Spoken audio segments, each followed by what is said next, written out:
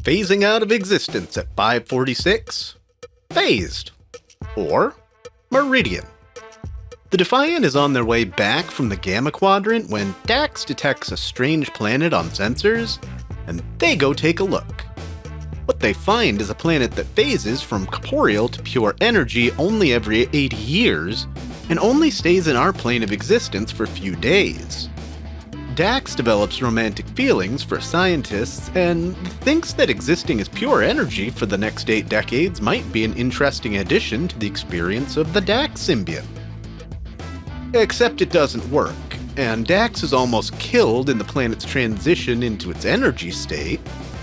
Back on the station, there's a B-plot about an alien that really wants to do naughty things with a hologram of Kira. Quark spends the rest of the episode trying different ways to get a holoscan of the Major, before she figures out what he's up to. She reprograms his hologram to have her body but Quark's head, and Quark's customer is not impressed. This is the first we ever see of Jeffrey Combs, the actor with the most roles across Trek. This might be the most underrated episode, ranked on IMDb at only a 5.6. I mean, it's not great or anything, but worth a lot more just for the Kira Quark hologram. Not really knowing their spouse at 5:45, friendship, or Armageddon game. Bashir and O'Brien find a way to destroy a bioagent on a planet with stupid haircuts. When these people send doctored video to the Federation of the two being killed, Keiko doesn't really know her husband. When she's told he's killed, she doesn't react the way you'd expect, and rightly convinces Cisco, for the wrong reason, that Miles might still be alive and he should go look for him. Really, they've escaped from a botched attack from two supposedly former warring factions. O'Brien gets infected with the last canister of bioagent they were working to destroy, and gets all Rambo crazy, before becoming too ill to even complete fixing a transmitter, and we get the beginning of Julian and Miles' friendship. In the end, it turns out both sides of this conflict were trying to kill them, so no one with knowledge of how this bioagent worked could be alive to ever build it again.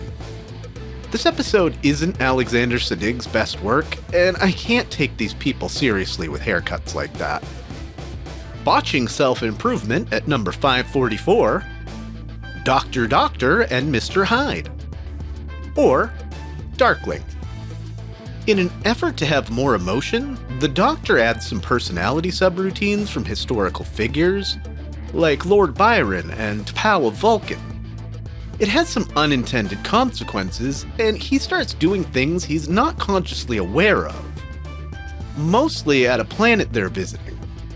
He injures an alien Kes is starting to get involved with, and he's trying to protect her from herself or something. Explaining this one doesn't do it justice. I'll just highlight the weird and interesting things. The Doctor at one point wanders around the corridors like Edgar from the Men in Black. Kes goes from one controlling creepy dude to another. The coolest part of the episode is the glitchy scene that shows the Doctor's state of mind playing out on the holodeck. I find it really hard to know what to make of this one. Tying the knot at 543, Worf Dax. Or, you are cordially invited.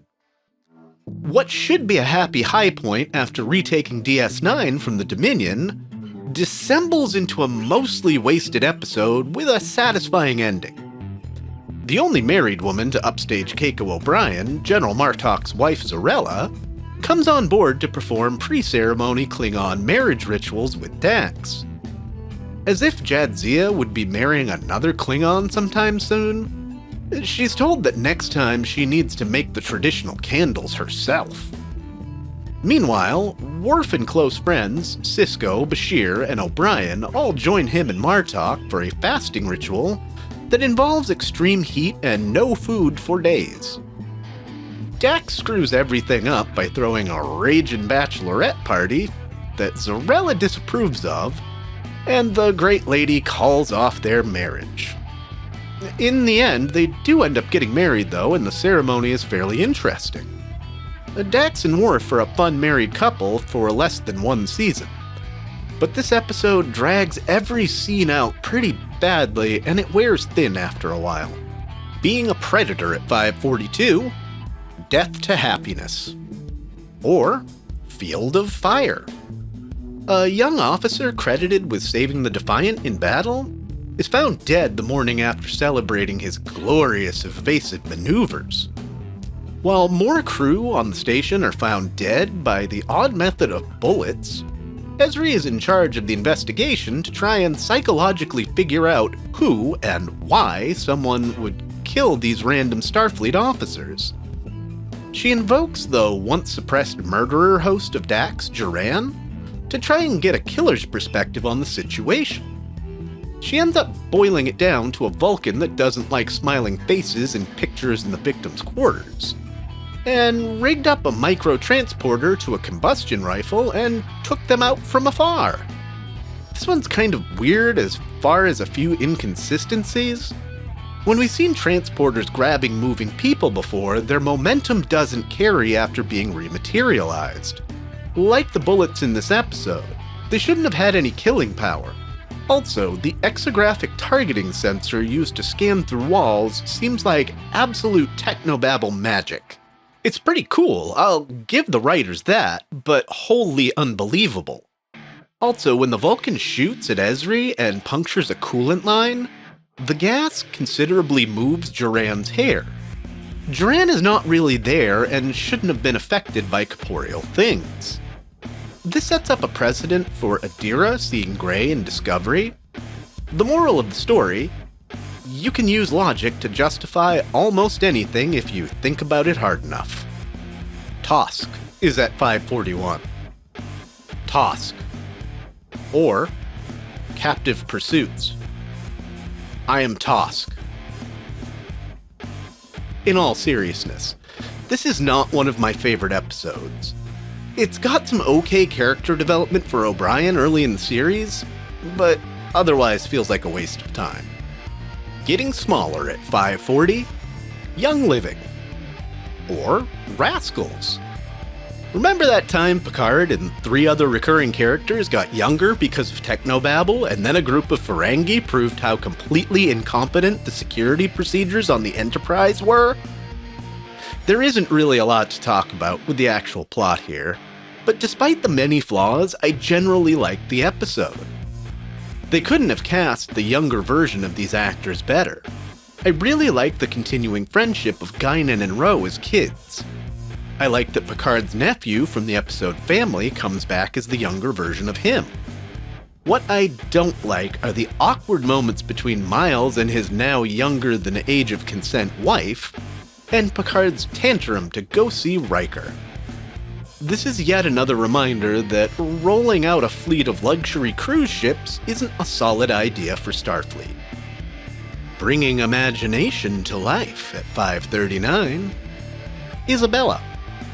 Or Imaginary Friend. A little girl whose father is in Starfleet has trouble making friends since he gets reassigned a lot, and has her own personal imaginary friend. That's well and good until a being made of energy from a nebula the ship's near takes the real form of Claire's friend and tries to take over the ship due to a misunderstanding of parental rights. Picard and Clara roll a successful diplomacy check and convince the energy beings to leave the Enterprise alone, and they'll give them the energy they need.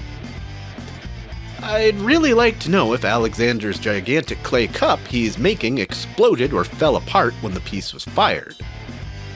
I may be biased about this episode, since when I saw this for the first time at the age of around 8, I said if I ever had a daughter, I'd name her Isabella.